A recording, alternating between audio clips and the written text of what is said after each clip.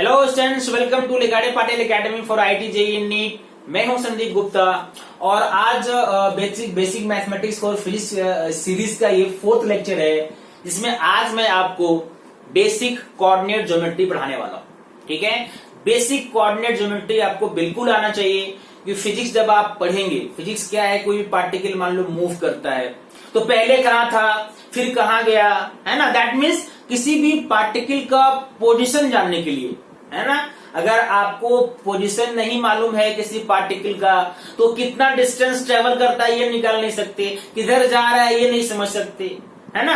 तो हर चैप्टर में जो भी फिजिकल क्वांटिटीज आप पढ़ेंगे, कोई पार्टिकल है, कोई चार्ज है, वो कहां पे है एक्चुअल में, सबसे पहले हमें क्या जानना चाहिए, उसका पोजीशन। तो पोजीशन जानने के लिए सबसे आसान तरीका और जो हम यूज करते हैं वो तरीका है कोऑर्डिनेट सिस्टम का। हम ये पता लगाते हैं कि उस पार्टिकल का कोऑर्डिनेट कितना है, क्या कोऑर्डिनेट, ठीक है, और उससे हम उसका स्पेसिफाई करते हैं उसका पोजीशन क्या है, और फिर हम अपने आगे डिस्टेंस निकालना या स्पीड निकालना, जो भी निकालना है वो यूज करते हैं। यानी सबसे इंपॉर्टेंट यहाँ पे क्या आता है, कोऑर्डिनेट ज्योमेट्री का कोऑर्डिनेट सिस्टम, जो आपको आना चाहिए, और इसकी बेसिक बातें हम आज वीडियो में पढ़ने वाले। ठीक है, आपको मैं स्ट्रेट लाइन के बारे में बताऊंगा, सर्कल के बारे में बताऊंगा, पैराबोला के बारे में बताऊंगा, किस इक्वेशन का कहां यूज करते हैं, फिर इसमें कैसे कैसे हम लोग कोऑर्डिनेट सिस्टम को यूज करते हैं, उस पर कुछ क्वेश्चंस भी करेंगे और इसको अच्छे से समझेंगे। ठीक है, तो वीडियो को एंड तक देखो और कोशिश करो कि ये जो मैथमेटिकल कॉन्सेप्ट, मैथमेटिकल टूल्स आपको मैं बता रहा हूं, ये आपको अभी अच्छे से याद हो जाए, अच्छे से समझ में आ जाए। इससे क्या होगा, इससे जब आप आगे फिजिक्स पढ़ोगे तो बहुत आसानी से आपको कॉन्सेप्ट समझ में आएंगे और फिजिक्स आपका फेवरेट सब्जेक्ट हो जाएगा। ठीक है, तो वीडियो को एंड तक देखना, लाइक करना और शेयर जरूर करना, और हाँ, चैनल को सब्सक्राइब भी कर लो। ठीक है, तो चलो स्टार्ट करते हैं बेसिक कोऑर्डिनेट ज्योमेट्री।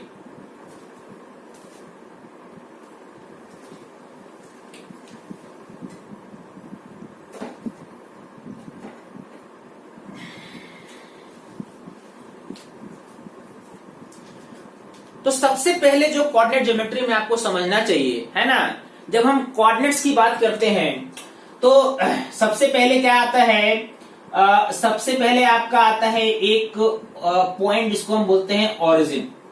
ठीक है, हालांकि कोऑर्डिनेट सिस्टम, बहुत सारे कोऑर्डिनेट सिस्टम हैं, बट हम यहाँ पे पढ़ेंगे रेक्टेंगुलर कोऑर्डिनेट सिस्टम, जहां पे 3 एक्सिस होंगे और तीनों एक दूसरे पे परपेंडिकुलर, है ना। ये जो पॉइंट है ओरिजिन, है ना, ये यहां से हम एक्सिस ड्रॉ करते हैं। मान लो इस लाइन को, इसको हम क्या बोलेंगे, एक्स एक्सिस। इसके जो परपेंडिकुलर है ये क्या है, वाई एक्सिस। और तीसरा एक्सिस जो एक्चुअल में हम डिनोट करते हैं ऐसे, लेकिन ये एक्सिस किसमें कैसा है, ये एक्सिस इस तरह से है, ऐसे बाहर की ओर जाता हुआ। ठीक है, that means this is Z axis, this is X axis and this is Y axis. और तीनों जहां पे मिल रहे, जहां से आपने स्टार्ट किया, वो पॉइंट क्या है, वो पॉइंट ओरिजिन। ठीक है, ओरिजिन का मतलब क्या, इसका क्या सिग्निफिकेंस है। तो अगर मान लो किसी पार्टिकल का पोजीशन आपको जानना है, ठीक है, आप जानना चाहते हो सामने वाला पार्टिकल कहां पे है, तो आप कहां पे हो, मतलब जो देख रहा है उस पार्टिकल को, जिसको पोजीशन पता करना है वो कहां पे है ना। दैट मीन्स फिजिक्स में जहां पे ऑब्जर्वर खड़ा होता है, मान लो ये ऑब्जर्वर को आपने यहां पे खड़ा कर दिया ओरिजिन पे। ऑब्जर्वर मतलब जो उस पार्टिकल का पता लगाने वाला है, तो उसको एक रेफरेंस पॉइंट चाहिए ना, क्या चाहिए, यहां से इतना दूर है, यहां से इतना ऊपर है, यहां से इतना आगे है। तो वो जो रेफरेंस पॉइंट है, उस रेफरेंस पॉइंट को हम क्या बोलेंगे, रेफरेंस पॉइंट को हम लोग क्या बोलते हैं, ओरिजिन बोलते हैं फिजिक्स में। वहां पे ऑब्जर्वर खड़ा है और वो किसी पार्टिकल को देख रहा है। बात समझ में आ गई। ओरिजिन का मतलब क्या है, जहां पे खड़े होके आप किसी पार्टिकल के पोजीशन को जज कर रहे हैं, ऑब्जर्व कर रहे हैं। ओके, अच्छा, अब देखो ये 3 एक्सिस जो मैंने बनाया, हर जगह ये तीनों एक्सिस यूज होगा ये जरूरी नहीं। मैंने यहाँ पे 3 कंडीशन लिखा है। मान लो किसी पॉइंट का आपको पोजीशन चाहिए और वो पॉइंट किसी लाइन में है ना, एक स्ट्रेट लाइन में है। तो लाइन में है तो इन तीन की जगह कोई एक एक्सिस भी, किसी एक एक्सिस के अलोंग आपको उसका पोजीशन मिल जाएगा। मतलब या तो आप ये एक्स एक्सिस में होगा, या तो ये वाई एक्सिस में होगा, या तो ये जेड एक्सिस में होगा। मतलब इस कंडीशन में, ठीक है, ये एक्स, ये वाई और जेड एक्सिस जो होगा वो ऐसा होगा। इसको मैं ऐसे इससे करता हूं डिनोट। ये क्रॉस साइन क्या बताता है? क्रॉस साइन सिंबल है इस लाइन का। जहां पे भी आपको ऐसा क्रॉस दिखेगा समझो इस लाइन की बात हो रही। तो अगर लाइन में है तो कोई एक एक्सिस ही काफी है उसका पोजीशन बताने के लिए, ठीक है। जरूरी नहीं है आप बोलोगे अगर मान लो यहां पे रहा तो इस पॉइंट पे ऐसा रहा, तो लाइन कैसा भी हो सकता है। ऐसा नहीं है कि मैंने एक्स एक्सिस हॉरिजॉन्टली बनाया है, एक्स ऐसा भी हो सकता था, है ना, एक्स एक्सिस ऐसा, इसको भी मान सकते हो आप एक्स एक्सिस, लेकिन तब इसके परपेंडिकुलर इसको मानना पड़ेगा वाई एक्सिस। बस ये ध्यान रखना। मतलब एक्स और वाई के बीच में एंगल हमेशा 90 डिग्री होना चाहिए। एक्स एक्सिस आप किसी को भी ले सकते। बात समझ में आई? ओके। यानी अगर एक लाइन में है तो तीनों में से कोई भी एक एक्सिस से काम चल जाएगा, या तो एक्स एक्सिस, या तो वाई एक्सिस, या तो जेड एक्सिस। इसको हम कहते हैं वन डायमेंशनल, है ना। यानी अभी आप पढ़ोगे 1 डायमेंशन, 2 डायमेंशन, 3 डायमेंशन। तो अगर एक लाइन में है तो इसका मतलब ये कौन सा डायमेंशन है? ये 1 डायमेंशन है। अगर मान लो सेकंड केस में आते हैं, अगर मान लो पॉइंट जो है वो प्लेन में है। प्लेन समझते हो आप? प्लेन का मतलब जैसे आपके नोटबुक का एक पेज, ठीक है, मान लो ये नोटबुक है, ठीक है, तो इस नोटबुक का ये जो पेज है ये एक प्लेन है, ठीक है।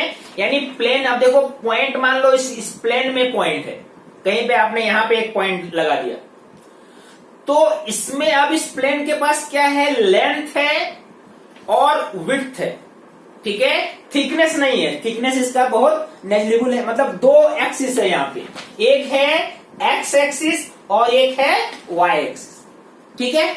और अगर मान लो पॉइंट यहां पे है तो आपको बताना पड़ेगा एक्स की तरफ कितना है और वाई की तरफ कितना है। यानी इस बार आपको 2 कोऑर्डिनेट का जरूरत पड़ेगी। यानी इस कंडीशन में आप क्या लिखोगे? 2 कोऑर्डिनेट्स आर रिक्वायर्ड। जैसे यहां पे या तो एक्स कोऑर्डिनेट था, या तो वाई था, या तो जेड था, लेकिन यहां पे 2 कोऑर्डिनेट्स आर रिक्वायर्ड। 2 कोऑर्डिनेट का जरूरत पड़ेगा। वो या तो एक्स वाई हो सकता है, या तो वो वाई जेड हो सकता है, या तो वो एक्स जेड हो सकता है। इन तीनों में से कोई भी 2 पॉइंट, वो डिपेंड करेगा कि उस पेपर को मैंने कैसे रखा है, ठीक है। अगर मान लो पेपर ऐसा रखा है, मैंने पेपर ऐसा रखा है इस व्हाइट बोर्ड में, तो जाहिर है कि ये क्या है? एक्स एक्सिस है और ये क्या है? वाई एक्सिस है। तो इस पॉइंट का अगर आपको पोजीशन चाहिए तो आपको 2 कोऑर्डिनेट चाहिए एक्स वाई, ठीक है। इसको बोलते हैं 2 डायमेंशनल। ये कैसा पोजीशन है? ये है 2 डायमेंशनल, जिसमें आपको 2 कोऑर्डिनेट का जरूरत पड़ता है। ओके। अगर मान लो ये प्लेन जरूरी नहीं कि एक्स वाई में ही होगा, है ना। मान लो कि मैंने इसको ऐसा बनाया, ये वो एक्स वाई प्लेन था, अगर ये ऐसा बना दिया, देखो ये, ठीक है। तो ये अभी ये आपका ऊपर कौन सा एक्सिस है? ये वाई एक्सिस है। और मैंने आपको ये क्या बताया था? ये वाला कौन सा एक्सिस है? ये एक्सिस जेड एक्सिस है। दैट मीन्स इस बार ये वाई जेड प्लेन में है। यानी इसको बताने के लिए आपको वाई और जेड चाहिए, ठीक है। मतलब ये कैसा पेज रखा है आपने? ऐसे रखा है। पहले वाले में देखो ऐसा रखा था पेज, अब कैसा पेज रखा है? ऐसा रखा है। मतलब ये ऊपर वाई एक्सिस और ये आगे जेड एक्सिस। तो ये भी प्लेन है, ये भी प्लेन है। इसको बोलेंगे एक्स वाई प्लेन, इसको बोलेंगे वाई जेड प्लेन। वैसे ही एक्स जेड प्लेन भी हो सकता है। एक्स जेड प्लेन कैसा हो सकता है? ऐसा देखो,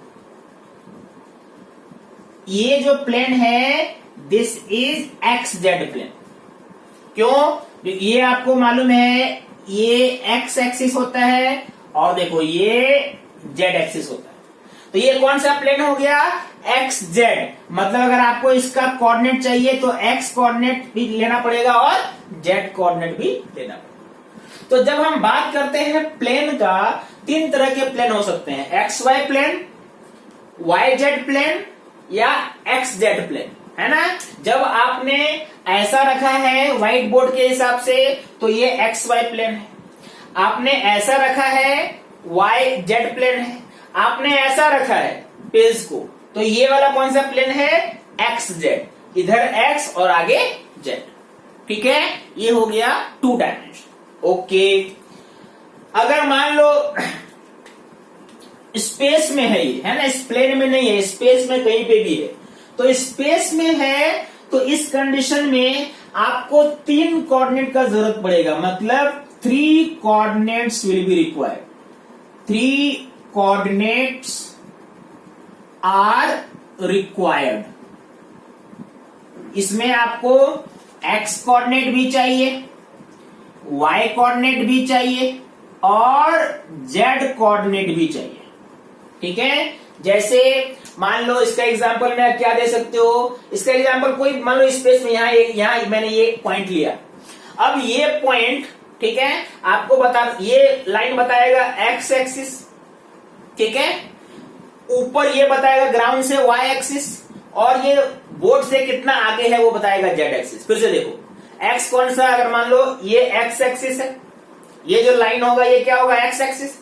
वर्टिकल लाइन अगर वाई एक्सिस आपने लिया है तो ये जो लाइन इधर आ रहा है ना बोर्ड से, ये कौन सा एक्सिस हो गया? Z axis. तो आपको इसका एक्स भी बताना पड़ेगा, वाई भी बताना पड़ेगा और जेड भी बताना पड़ेगा, है ना। इसके एग्जांपल में क्या क्या आएगा?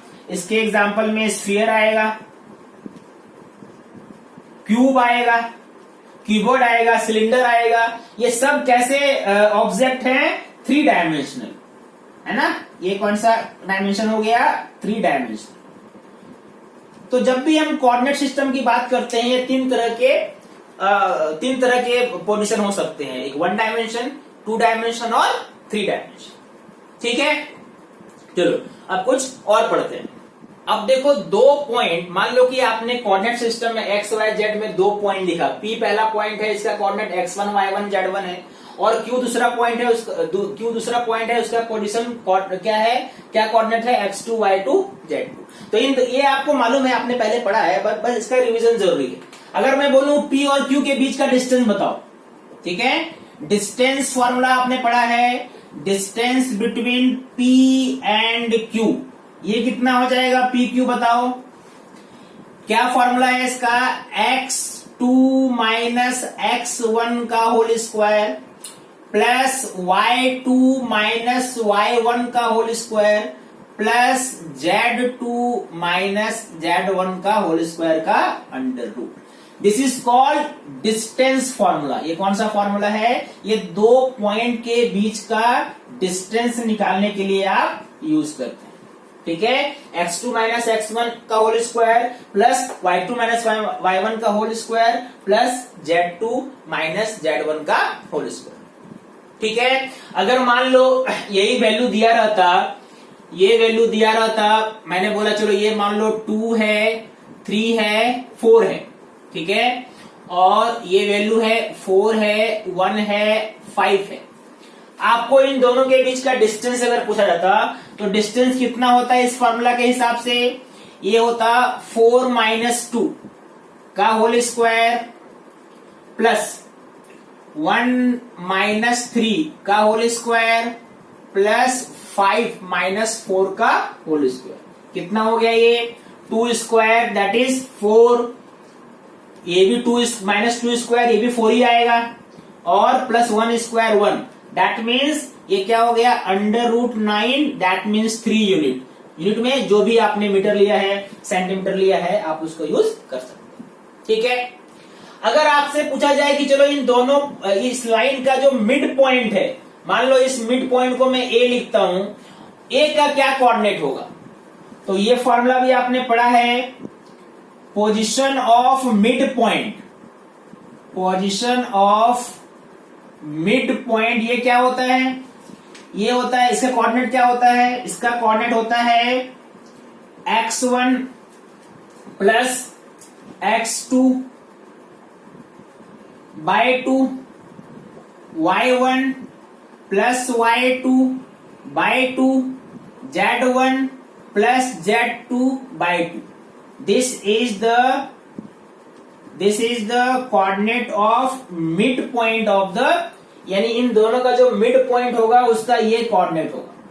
इस वाले एग्जांपल में क्या हो जाएगा, 4 प्लस 2 6, 6 बाय 2 कितना हो गया 3, तो ये हो गया x coordinate 3. y1 plus y2 3 plus 1 4, 4 by 2 मतलब 2, है ना.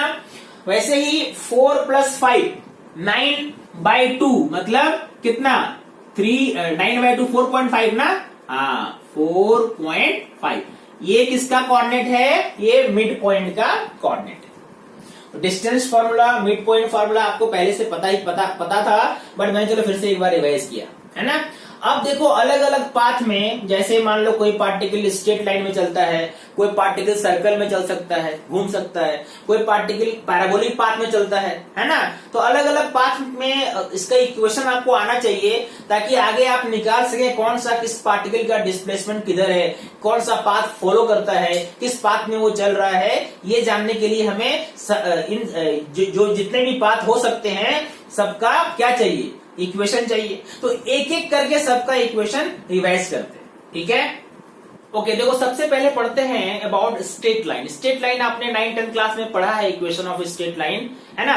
तो थोड़ा उसको रिवाइज करते हैं और नए तरीके से देखते हैं. आपको मालूम है कि जनरल इक्वेशन स्ट्रेट लाइन का क्या होता है, ax plus B Y plus C, जहां पे a b c क्या है, कांस्टेंट है. जैसे अगर मैंने बोला कि मान लो 2x plus 3y equal to 4, 2x plus 3y minus 4 equal to 0. ए यहाँ पे 2 है, b 3 है और c क्या है -4.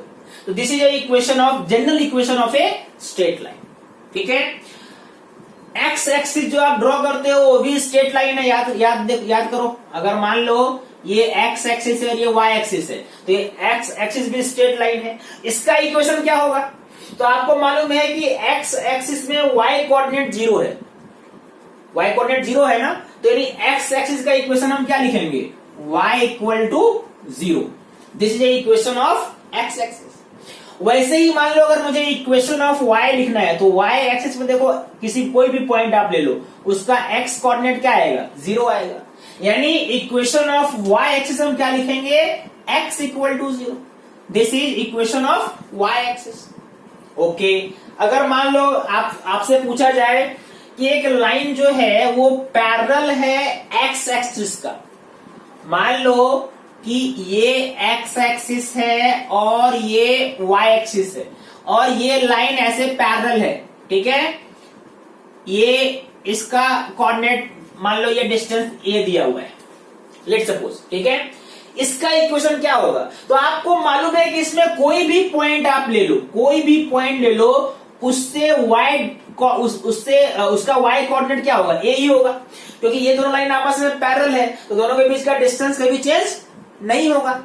दो पैरेलल लाइन के बीच का डिस्टेंस कभी चेंज नहीं होता है, तो डिस्टेंस हमेशा क्या रहेगा, y. यानी कोई भी आप पॉइंट लेंगे तो उसका y कोऑर्डिनेट क्या आएगा, a आएगा. यानी इसका इक्वेशन क्या आएगा, y इक्वल टू a.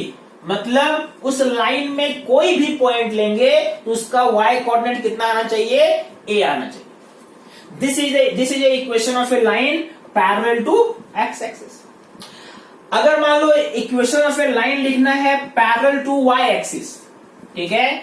मान लो ये x एक्सिस है और ये y एक्सिस है, और ये ऐसा लाइन आपने ड्रॉ किया, ये b दिया हुआ है. वैसे ही देखो इस लाइन में आप कोई भी पॉइंट ले लो, ठीक है, उसका x कोऑर्डिनेट हमेशा b रहेगा, क्योंकि दोनों लाइन आपस में क्या है, पैरेलल है. यानी equation of a line parallel to y axis क्या होगा, x equal to b. This is a equation of line parallel to y axis, ठीक है. सबसे ज्यादा आप यूज करोगे लाइन के स्लोप का, ठीक है, या ग्रेडियंट का, है ना। तो स्लोप कैसे निकालते हैं वो देखो। मान लो आपको किसी लाइन का स्लोप निकालना है, स्लोप के आधार पे भी हम इक्वेशन लिख सकते हैं स्ट्रेट लाइन का, और एक्चुअल में वही इक्वेशन हम ज्यादा यूज करते हैं। ठीक है, स्लोप कहने का मतलब क्या है कि मान लो एक स्ट्रेट लाइन है जो दो पॉइंट को ज्वाइन करता है। ठीक है, ध्यान से समझना। मान लो ये पॉइंट है x1 y1 और ये पॉइंट है x2 y2। ठीक है, इस लाइन का मुझे स्लोप चाहिए। तो स्लोप का मतलब क्या होता है कि अगर आपने इसको पीछे बढ़ाया होता, ठीक है, तो x एक्सिस के साथ पॉजिटिव डायरेक्शन में, है ना, x एक्सिस के पॉजिटिव डायरेक्शन के साथ यहां जो एंगल बनता है, मान लो ये एंगल बन गया थीटा। क्या बन गया ये एंगल? थीटा। तो इसका जब आप tan रेशियो लोगे, मतलब tan थीटा लोगे, उसी को हम बोलते हैं slope of line. Slope of line, इसको m से करते हैं डिनोट। कैसे निकालेंगे? तो यहां पे आप एक पैरेलल लाइन ले लो ऐसे। ठीक है, ये एंगल थीटा है तो ये भी एंगल क्या हो जाएगा? थीटा हो जाएगा, है कि नहीं। ये कोऑर्डिनेट यहां पे देखो, ये इसका कोऑर्डिनेट x1 y1 है, मतलब ये x1 है और ये y1। इस लाइन का यहां पे इसका कितना कोऑर्डिनेट है? x2 y2, मतलब ये यहां से यहां तक x1 है और यहां से यहां तक क्या हो गया? x2, और ये पूरा क्या हो गया? y2। यही है ना। यानी ये डिस्टेंस अगर चाहिए, मान लो मैंने इस लाइन को लिखा ए बी और इसको यहां सी लिखा, तो आपको मालूम है tan थीटा इक्वल टू क्या हो जाएगा? tan theta equal to perpendicular, मतलब BC अपॉन बेस, मतलब AC।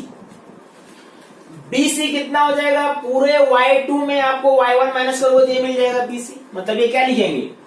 y2 minus y1 divided by ये AC चाहिए तो x2 minus x1, x2 minus x1। This is called slope of a line joining two points x1 y1 and x2 y2।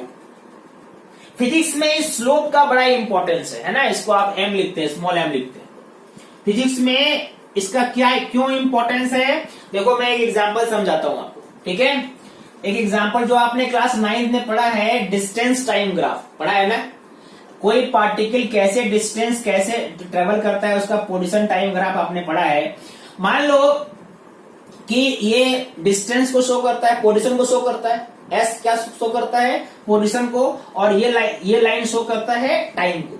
आपने देखा कि t1 time में एक particle यहां पे है ऐसे, ठीक है, और उसके बाद t2 टाइम में वो यहां पहुंच गया।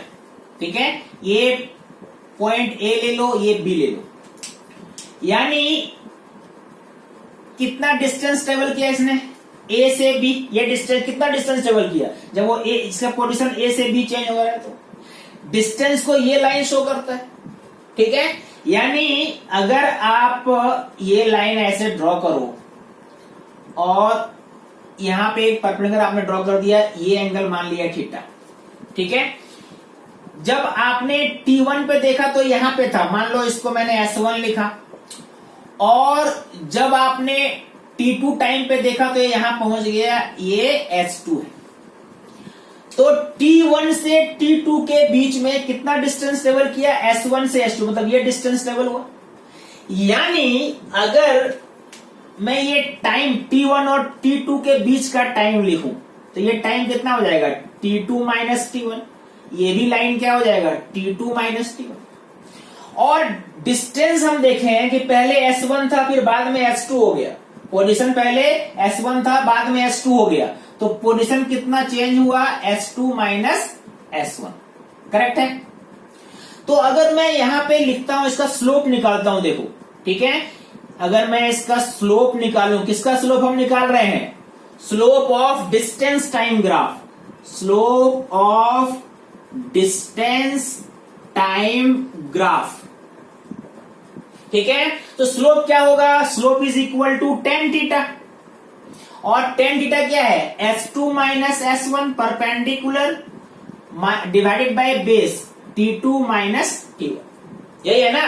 अब ये क्या है? ये है distance travel, this is distance travel, और ये क्या है? Time taken. तो distance travel by time taken क्या होता है? स्पीड होता है। यानी अगर आपको स्लोप मालूम है, ठीक है, अगर आपको डिस्टेंस टाइम ग्राफ का स्लोप मालूम है, तो वो स्लोप किसके इक्वल होगा? स्पीड के इक्वल होगा। Slope of distance time graph is equal to speed. ठीक है, कुछ भी नहीं दिया हुआ है, बस स्लोप दिया हुआ है ना। फॉर एग्जाम्पल देखो, मान लो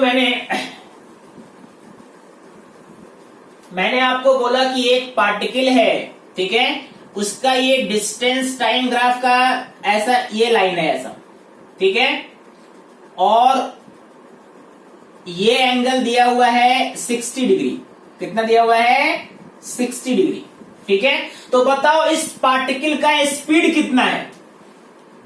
तो आपको मालूम है स्पीड जो स्लोप होता है वही स्पीड होता है, और स्लोप यहाँ पे कितना एंगल कितना बन रहा है? 60। तो स्लोप कितना हो जाएगा? 1060।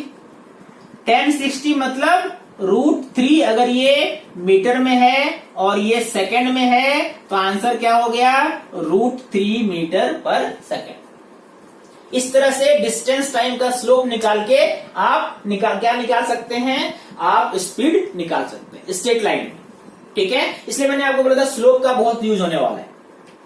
ओके, स्लोप पे बेस्ड अगर आपको स्ट्रेट लाइन का इक्वेशन चाहिए, मान लो अगर आपको स्लोप मालूम है, अब देखो स्लोप इंटरसेप्ट फॉर्म बोलते हैं, वो सबसे ज्यादा हम इसको यूज करेंगे। स्ट्रेट लाइन का ही इक्वेशन हम लिखेंगे। अब कैसे लिखेंगे? देखो,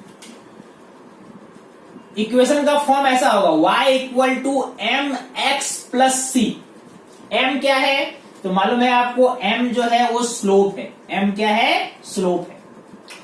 और c क्या है? तो जाहिर है कि x जहां पे 0 है वहां पे y का वैल्यू c होगा। अगर x की जगह में आप क्या रख दो? 0 रख दो, है ना, तो y क्या आएगा? c आएगा। यानी ओरिजिन के ऊपर इसको बोलते हैं y इंटरसेप्ट। क्या बोलते हैं इसको? y intercept. मतलब ये लाइन कैसा है? ये लाइन कैसा है बताओ? y equal to M x plus C. यहां पे ये लाइन कुछ ऐसा है, ठीक है, जहां पे x 0 है ना, मान लो ये x एक्सिस है और ये y, जहां पे x 0 है यहां पे y कितना है? तो c है। ये जो डिस्टेंस है ये y, ये c है। जहां पे x 0 है y का वैल्यू कितना है? c है। और ये जो अगर एंगल थीटा है तो आप क्या लिखोगे? tan theta equal to m। This is a equation of y, this is the equation of this line is y equal to M x plus C. ठीक है, ये जो मैंने यहां पे इक्वेशन बनाया, इस वाले में m जो है ना, मतलब स्लोप क्या है? पॉजिटिव है। ठीक है, m चूंकि m तो tan थीटा है ना, tan थीटा का वैल्यू पॉजिटिव भी हो सकता है, नेगेटिव भी हो सकता है, तो ये पॉजिटिव है। अगर नेगेटिव होता, ठीक है, अगर नेगेटिव होता, मान लो इसी y equal to M x plus C का ही इक्वेशन जो है अगर उल्टा हम लिखें, उल्टा मतलब एंगल जो है 90 से ज्यादा, सेकेंड क्वाड्रेंट में क्या होता है? tan थीटा का वैल्यू नेगेटिव होता है। मतलब ये इक्वेशन अगर मान लो ऐसा रहता, अब देखो एंगल, ये एंगल आपको ये लेना है, हमेशा एंगल लेना है पॉजिटिव x के साथ। तो इस बार जो एंगल है वो 90 से ज्यादा है। 90 से ज्यादा है इसका मतलब सेकेंड क्वाड्रेंट में आ गए, तो वहां पे tan क्या होगा?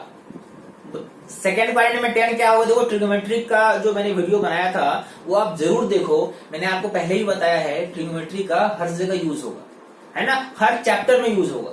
तो आपने नहीं देखा है तो उसको जरूर देखो और उसको लर्न कर लो वैल्यूज में, है ना, क्योंकि फिजिक्स अगर सीखना है तो ये जरूरी है ना। Trigonometry, basic coordinate, basic calculus, ये आपको अच्छे से आना चाहिए, तभी आप बाकियों से अच्छा परफॉर्म कर सकते हो। और आपको मजा भी आएगा, इंटरेस्ट आएगा, आपका ये फेवरेट सब्जेक्ट हो जाएगा। ठीक है, तो यहाँ पे चूंकि अब ये 10 का वैल्यू क्या होना चाहिए, 90 से ज्यादा में नेगेटिव होना चाहिए, तो यहाँ पे स्लोप क्या है, m जो है वो नेगेटिव है, और जब x 0 करोगे तो ये जो है ये c है, दिस इज y इंटरसेप्ट। तो ये इन दोनों स्टेटमेंट का वही इक्वेशन है, y equal to M x plus C, लेकिन ऊपर वाले में m प्लस है और नीचे वाले में m माइनस है।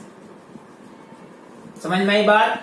अगर मैंने आपको बोला कि चलो एक डिस्टेंस टाइम का ऐसा इक्वेशन है, ध्यान से सुनना, s equal to 2t plus 4, जहां पे कोई पार्टिकल कितना डिस्टेंस ट्रेवल कर रहा है वो s है, और t है टाइम। s जो है वो मान लो मीटर में है और टाइम जो है वो सेकंड में। क्या आप इसको देख के बता सकते हो पार्टिकल का स्पीड कितना होगा? तो मैंने अभी आपको क्या बताया था, डिस्टेंस टाइम ग्राफ का जो स्लोप होता है वही स्पीड होता है। और इसको जरा इससे कंपेयर करके देखो, y की जगह क्या है s, m की जगह क्या है 2, दो वेरिएबल है ना, x की जगह यहाँ पे t है, m के प्लेस पे क्या है, m के प्लेस पे 2 है, यानी स्लोप कितना है 2, तो स्पीड कितना हो गया 2 मीटर पर सेकंड। यानी अगर आपको क्वेश्चन दिया रहता कि s equal to 2t plus 4 है, बताओ पार्टिकल का स्पीड कितना है, ठीक है, तो आप बोलोगे कि स्पीड कितना है 2 मीटर पर सेकंड। ठीक है, ये मैं आपको बहुत सिंप्लीफाई करके बता रहा हूं, ऐसे क्वेश्चन को बहुत डिटेल तरीके से हम सॉल्व करेंगे, लेकिन कहां कहां स्लोप हम यूज कर रहे हैं ये आपको जानना चाहिए। ओके, चलो, अगर मान लो कि आपको 2 पॉइंट दिया रहे और आपसे पूछे, आपको कहा जाए कि आप उसका इक्वेशन लिख के दिखाओ, स्ट्रेट लाइन का क्या इक्वेशन है ना। अभी तक आपने y equal to M x plus C समझा, अब इसको अच्छे से और समझने के लिए मान लो मैं 2 पॉइंट लेता हूं और आपको बोलता हूं कि उसका इक्वेशन लिखो, है ना। इस कॉन्सेप्ट का यूज होगा। देखो, मान लो आपको दिया हुआ है कि 2 पॉइंट को मिलाने वाला, पहला एक पॉइंट मान लो उसका कोऑर्डिनेट दिया हुआ है 2 7 और दूसरा दिया हुआ है 6 15। आपको कहा जा रहा है, ये ऐसा नहीं है कि मैंने कोऑर्डिनेट बताया, मैंने बस आपको लैंग्वेज में समझाया, ये 2 पॉइंट को मिलाने वाला जो लाइन है उसका इक्वेशन लिख के दिखाओ आप। समझ में आई बात?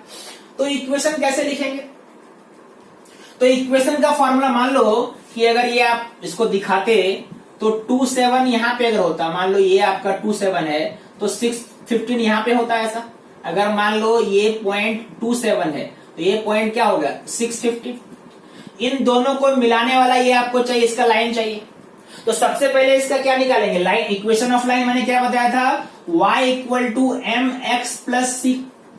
तो आपको m चाहिए और c चाहिए।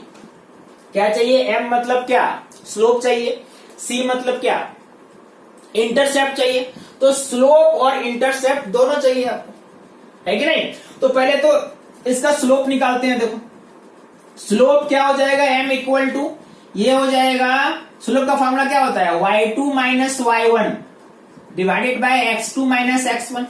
y2 कितना है 15 है, तो 15 माइनस 7 और ये क्या हो गया 6 माइनस 2 मतलब 8/4 मतलब 2। स्लोप कितना हो गया 2, तो यहां पे तो 2 आने वाला है, करेक्ट। ओके, अब आपको c चाहिए। c के लिए क्या यूज करके देखो, आपको क्या अभी तक आपने निकाला y2 minus y1 is equal divided by x2 minus x1। या आप ये इक्वेशन, ये जो है ना y equal to M x plus इसी को यूज कर लो, y equal to M x plus c. y और x का वैल्यू कुछ भी ले सकते हैं, इस लाइन में जो भी पॉइंट होगा सभी इस इक्वेशन को सेटिस्फाई करेंगे। मतलब इस जितने भी पॉइंट्स हैं सबको मिला के आपने लाइन बनाया है और उसका ये इक्वेशन है। तो x y का कोई भी वैल्यू आप लोगे तो ये इक्वेशन क्या होना चाहिए, सही होना चाहिए। मान लो x y का वैल्यू आपने ये लिया 2 7 ले लिया, x की जगह में 2 लिया, y की जगह में 7 लिया। y की जगह कितना लिया 7 और m कितना निकाला है आपने 2, और x की जगह में कितना लेंगे 2 ही दिया हुआ है, तो ये क्या हो जाएगा 7 इक्वल टू 4 प्लस c, मतलब c का वैल्यू कितना आया 3। तो जब m मिल गया आपको और c मिल गया तो इक्वेशन लिखना आसान है। इक्वेशन का फॉर्मूला क्या होता है y equal to M x plus c, y equal to ये क्या हो गया 2, m कितना है 2x, और c कितना है बच्चों, c कितना निकाला अभी मैंने 3, तो क्या हो जाएगा y equal to 2x plus 3, job done. This is the equation of the line which is joining 2 points 27 and 650। ऐसे आप किसी भी स्ट्रेट लाइन का इक्वेशन लिख सकते हैं। ओके ठीक है, अब चलो दूसरे फिगर की तरफ बढ़ते हैं। स्ट्रेट लाइन आपका हो गया। स्ट्रेट लाइन के बाद हम बात करते हैं सर्कल। ठीक है, हो सकता है कोई पार्टिकल अगर मूव कर रहा है तो उसका पाथ सर्कुलर भी हो, है कि नहीं। सर्कुलर पाथ का क्या खास बात होता है, मान लो कि ये एक सर्कल है ऐसा, ठीक है, इसके सेंटर को मैंने मान लिया ओरिजिन, तो ये हो गया एक्स एक्सिस और ये हो गया वाई एक्सिस। ठीक है, ऐसे बना लो, चलो ठीक है, this is x x dash y y dash, ये आपका ओरिजिन। ठीक है, अगर आपने इस सर्कल में कहीं पे भी कोई पॉइंट लिया, मान लो आपने यहां पे एक पॉइंट लिया, उसका कोऑर्डिनेट एक्स वाई है, ठीक है, तो जाहिर है कि ये लाइन y होगा और ये लाइन x होगा। ठीक है, ओके, तो इसका मान लो ये पॉइंट मैंने इसको a लिया, तो मुझे बताओ कि ये OA का फॉर्मूला क्या आएगा। OA स्क्वायर इक्वल टू क्या लिख सकते हो आप, x square plus y square लिख सकते हैं कि नहीं। और OA क्या है OA रेडियस है, that means r square equal to x square plus y square. आप इस सर्कल में कहीं पे भी एक्स वाई ले लो, किसी भी पॉइंट पे कहीं पे भी अगर आप एक्स वाई ले लो और इसके हिसाब से फिर x square plus y square करो, है ना, कोई भी पॉइंट पे आप ले लीजिए और फिर x square plus y square कीजिए, देखिए आर स्क्वायर ही आएगा। यानी किसी सर्कल का जनरल इक्वेशन क्या हो गया, सर्कल का जनरल इक्वेशन क्या हो गया, x square plus y square equal to r square, जहां पे आर क्या है, radius of the circle. This is the general equation of a circle. अगर कहीं आपको पाथ ऐसा दिख रहा है, इसका मतलब पार्टिकल सर्कल में घूम रहा है ना। X square plus y square क्या होना चाहिए, r square, r will be radius of the circle. ठीक है, ओके।